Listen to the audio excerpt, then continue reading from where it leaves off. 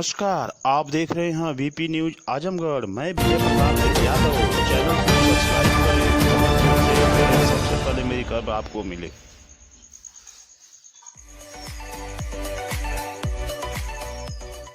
आजमगढ़ जनपद के कांग्रेस कमेटी के जिला अध्यक्ष प्रवीण सिंह द्वारा सगड़ी तहसील क्षेत्र के उत्तरी छोर में जहां बाढ़ कटान का निरीक्षण करने पहुंचे तो वहीं पर सर्वप्रथम जिला अध्यक्ष कांग्रेस प्रवीण सिंह द्वारा खरैलिया ढाला, हाजीपुर ढाला, मठिया आदि स्थानों पर रुक रुक के बाढ़ पीड़ितों की सुनी समस्या। उसके बाद जिला अध्यक्ष प्रवीण सिंह पहुंचे गांगेपुर मठिया, जहां रिंग बांध के समीप घाघरा नदी काटते काटते चली आ रही है। घंटों बातचीत के दौरान कांग्रेस कमेटी के जिला अध्यक्ष आजमगढ़ प्रवीण सिंह ने कहा कि 18 करोड़ लागत 3 ठोकर बनवाए गए थे। इसमें बंदर बांट हुआ धन का, नहीं तो आज स्थिति नहीं होती और तीनों ठोकर कट गए। उसके बाद इस काम की जांच होनी चाहिए, इन लोगों के ऊपर मुकदमा दर्ज होना चाहिए, कर्मचारियों के ऊपर, शासन में बैठे मंत्रियों के ऊपर, क्योंकि सभी लोग इस लूट में लिप्त थे। वहीं पर पिछली बार भी बाढ़ क्षेत्र का दौरा हम लोगों द्वारा किया गया। बाढ़ पीड़ितों की समस्याओं का समाधान के लिए हम लोग लड़ाई लड़े, लेकिन वहीं पर कुछ राजनीतिक दल आते हैं और आश्वासन देकर चले जाते हैं। इसका हल कोई नहीं निकलता है। जो कटान हो रही है, इसमें मिट्टी डाली जा रही है, मिट्टी से कटान रुकती है। आपको बता दें कि उन्होंने कहा कि 32 सालों से सपा बसपा भाजपा उत्तर प्रदेश को लूटी है। अगर 2022 में सरकार बनती है तो द्वारांचल का, पूरे प्रदेश का विकास होगा और लूटपाट बंद होगी। सबसे पहले आप सर परिचय दीजिए। देखिए, मैं जिला कांग्रेस कमेटी आजमगढ़ का अध्यक्ष हूँ। मैं आज आप आए हैं सगड़ी विधानसभा क्षेत्र के गांगेपुर मठिया में बाढ़ क्षेत्र का दौरा करने और रिंग बांध पर जहां कटान हो रही है। सबसे पहले इस पर आपका क्या कहना है? देखिए, हम लोग पिछली बार भी बाढ़ क्षेत्र का दौरा किए थे, पिछली बार भी कटान हुई थी और हम लोग मजबूती से बाढ़ क्षेत्र के जो लोग हैं, प्रभावित लोग हैं, इनकी समस्याओं का समाधान कैसे हो। हर साल हम जैसे नेता, तमाम राजनीतिक दलों के लोग आते हैं, इनको सांत्वना दे के चले जाते हैं, लेकिन अस्थायी कोई काम नहीं होता है। पैसा आता है तो उसमें इरिगेशन डिपार्टमेंट और ठेकेदार लूट पाट करके सब खा जाते हैं। बाढ़ पीड़ितों की समस्याएं जस की तस रह जाती हैं। अब आज गांगेपुर मठिया में जो कटान हुई है, जो रिंग बंधे तक पानी चला आया है, तो मैं इस पर सिर्फ ये कहना चाहता हूँ, जो अब तक जानकारी हमें प्राप्त हुई है कि 18 करोड़ के लगभग लागत से 3 अस्पर का ठोकर बना था और जिस पर जो है लगभग 50 लाख रुपए अवमुक्त हो चुका था। विभाग ने इतनी लापरवाही की कि समय रहते अगर उस ठोकर को बनवा दिया होता तो रिंग बंधे तक जो है पानी नहीं आता। सर, लगता है कि बार बार जब पानी तेजी से आने लगता है उसके बाद इस पे काम चालू उसके पीछे लूट का एक उसकी लॉजिक है। देखिए, ये जो बोरियां पड़ रही हैं ना, इस बोरियों में ये बोरी कितनी पड़ी, इसकी कोई ऑडिट नहीं हो पाएगी। इसमें ज़बरदस्त लूट है। यहाँ आप आए सर, यहाँ पे गांव वालों का कहना है कि काम नहीं हो रहा है और आपके क्या कहना इस काम पे? मैं कहता रहा हूँ कि इरिगेशन डिपार्टमेंट की खुली लूट है। उसने लेट लतीफ़ी सिर्फ 18 करोड़ रुपए को काम करने में सिर्फ इसलिए की कि ताकि फ्लड के पीरियड में ये जो बोरी से जो सुरक्षात्मक कार्य हो रहा है, यह कार्य करके लूट की जा सके। ये फ्लड का डिपार्टमेंट उसकी कमाई तभी होती है जब बाढ़ आती है। वो मनाता है कि बाढ़ आए, क्योंकि बाढ़ जब आएगी तभी उसकी कमाई होगी। और ठोकर समय से सिर्फ इसलिए नहीं बनने दिया, जो 3 अस्पर का ठोकर बनना था, विभाग ने सिर्फ इसलिए लापरवाही की ताकि उसको बाढ़ आए तो कटान होने के बावजूद उसको कमाई करने का मौका मिले।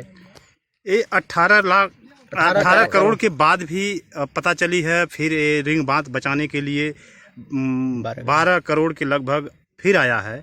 और बाढ़ क्षेत्र गांगेपुर मठिया के लोगों का कहना है कि काम में लापरवाही बढ़ती जा रही है, पैसों का बंदर बांट हो रहा है, राजनीतिक दल के लोग आते हैं चले जाते हैं, हम लोगों का ठोस कदम नहीं कोई उठाया जा रहा है। मैं आपके माध्यम से इस सगड़ी विधानसभा के हर उन बाढ़ पीड़ित प्रभावित लोगों से मैं ये अनुरोध करता हूँ और कहना चाहता हूँ कि आपका महुला से गढ़वाल बंधा सन 1956 में बंधा था। आप दिल पर हाथ रख करके कहिएगा कि बंधे का काम बड़ा है, वह महत्वपूर्ण है कि उसकी सुरक्षा महत्वपूर्ण है।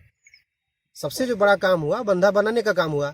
और ये सरकारें जो विगत 32 सालों में हम देख रहे हैं, यहाँ पर जो भाजपा सपा बसपा और तीनों की बनी, इसकी मरम्मत में सिर्फ इन लोगों ने क्या किया, मोटा पैसा कमाया, अस्थायी कार्य कोई नहीं किया। मैं आपके माध्यम से बाढ़ पीड़ित परिवारों से अपील करना चाहता हूं कि आप चीज़ों को समझें।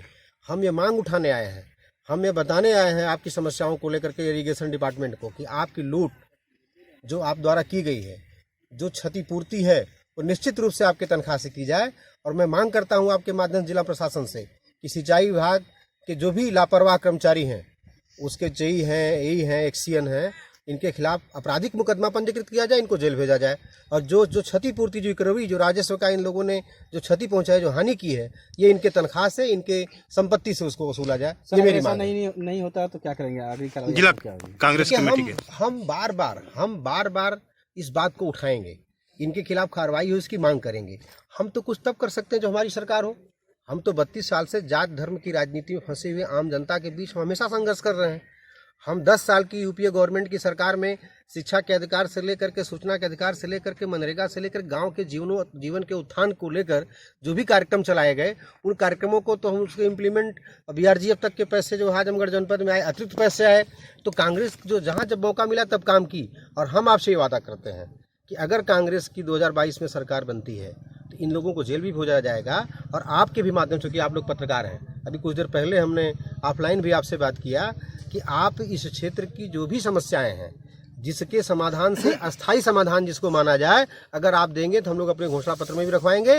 और आजीवन उसके लिए, चूंकि सड़क पर हम संघर्ष कर सकते हैं, तमाम मुद्दों को लेकर सड़क पर संघर्ष कर रहे हैं, इन बाढ़ पीड़ित प्रभावित लोगों के लिए भी हम सड़कों पर संघर्ष करेंगे यदि इनके खिलाफ कार्रवाई नहीं होती है तो।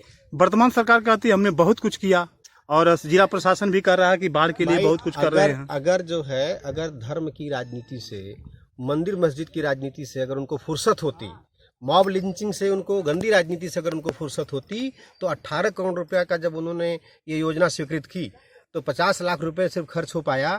समय रहते 3 स्पर का निर्माण क्यों नहीं हो पाया, इसकी मॉनिटरिंग करती। क्योंकि उसके पास तो धर्म मजहब की राजनीति से ऊपर उठ करके और भी जितनी गंदी सोच है, विपक्ष को रंगा बदनाम करने के अलावा उनके पास कोई काम नहीं है।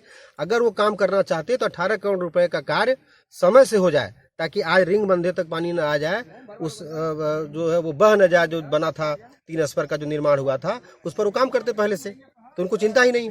बेलहिया में पुल बह गया है, साल भर हो गया, और लगभग 2 दर्जन गांव प्रभावित हैं, नाव से लोग आ रहे हैं। जिला प्रशासन, तहसील प्रशासन का पर्याप्त नाव है। अभी आप रास्ते में देखे हैं बच्चियां कैसे नाव पर ठूस के जा रही हैं। आपने बताया कि वहाँ पर जो पुल बहा हुआ है, लगभग 15 गाँव के लोग उससे प्रभावित हैं। 7-8 नाव लगी हुई है, जहाँ 2 लोगों को राहत कार्य पहुँचा रही, लोगों को इधर से उधर लेकर के जा रही। निश्चित रूप से अगर 48 लाख या 50 लाख का जो भी पुल बना उस समय, जैसा आपने भी बताया और हमने भी देखा, उस पुल के सुरक्षा के लिए इन लोगों को कोई न कोई काम करना चाहिए था। उसके सुरक्षात्मक का जो एक स्वरूप है, उसको इस तरीके से करना चाहिए था कि पुल न बहे।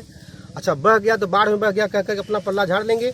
लेकिन हम लोगों की सरकार बनी तो भी, नहीं बनी तो भी, बाढ़ समाप्त होने जाने के बाद पूरे बाढ़ प्रभावित क्षेत्रों की हम लोग पदयात्रा करेंगे। पदयात्रा के बाद कौन कौन सा नुकसान हुआ है उसकी भरपाई के लिए हम संघर्ष करेंगे। सर, क्या लगता है कि इतना तेज कटाव हो रहा है, आने वाले समय में रिंग बंधा भी कट सकता है, तो क्या मेन बंधे पे भी इसका असर पहुंच सकता है? इसके लिए मैं कहता रहा हूँ कि मेन बंधे पर निश्चित पहुंच। देखिए, लापरवाही से अगर व्यक्ति जो है एक छोटी सी बीमारी को ध्यान नहीं जब देता है तो बड़ी बीमारी का स्वरूप ले लेती है।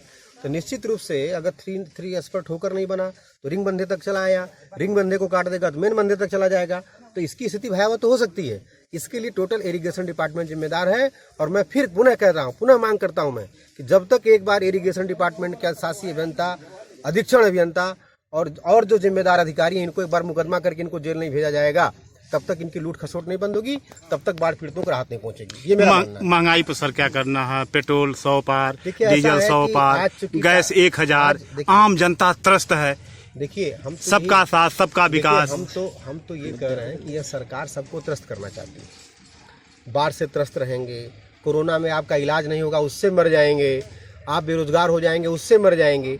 जब आप जिस दिन यह मान लेंगे कि भोजन ही सफलता है, जब मोदी जी की फोटो एक बैग पर छप करके आ जाएगी, जितने का राशन होगा उससे अधिक की बोरी होगी, तो निश्चित रूप से आपको लगेगा कि हमारा विकास हो गया। क्योंकि जब आपके बच्चे भूखों मर रहे होंगे, जिस दिन ये सरकार आपके बच्चों को भूखे शिक्षा विहीन बना देगी, शिक्षा के लिए उनको स्कूल नहीं मिलेंगे, खाने के लिए भोजन नहीं मिलेगा, तो किसी तरीके से जब आप दाखिला करवा लेंगे अपने बच्चे का, आपको शाम तक का भोजन मिल जाएगा, कपड़ा मिल जाएगा, वही उसी को आप विकास मान लेंगे। यह सरकार एक ऐसा माहौल पैदा कर देना चाहती है, मैं पूरे दावे के साथ कहना चाहता हूँ। गरीबों के सपने को तार तार कर रही है और मध्यम वर्गीय जो परिवार है उसको पूरी तरीके से समाप्त कर देना चाहती है।